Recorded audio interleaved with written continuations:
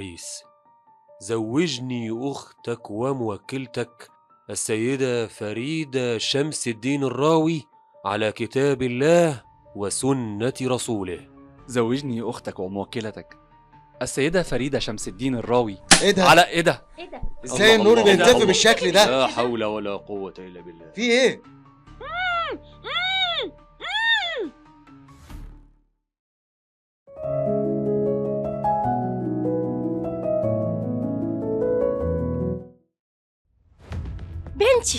بنتي راحت فين؟ بنتي اتخطفت، اختك ضاعت يا رامي. مش ممكن، ازاي ده حصل؟ ده اكيد شيء متدمر من بدري. ما هوش معقول النور يتقطع في الفندق كله لحظة كتب الكتاب صدفة. فين الامن اللي هنا؟ انا هوديكوا في داهية. فريدة راحت فين؟ لازم نبلغ البوليس، مفيش كلام تاني. مش كده يا جماعة، اهدوا شوية علشان تعرفوا تفكروا. انتي لسه قاعدة يا بوز الفقر؟ امشي من هنا يا وش الغراب. انت بتشتميني يا ست انتي؟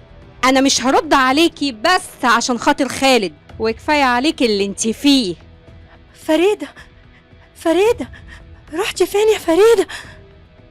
ماما راحت فين يا تيتا؟ انا عاوز ماما. احسن، يا رب تكون غارت ولا راحت في داهية.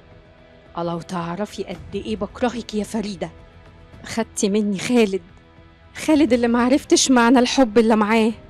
كنا منسجمين وسعدة سوا جدا، كان طول الوقت معايا لحد ما انتي ظهرتي ومثلتي معاه في الفيلم. كان يوم اسود، فجأة اتغير معايا وما بقاش شايف حد غيرك. خطفت رجالة، اديك اتخطفتي ويا رب ما ترجعي ابدا. يا سهر، الفرصة جاتلك تاني. حبيبي يا خالد، مش ممكن اخليك تروح مني تاني ابدا.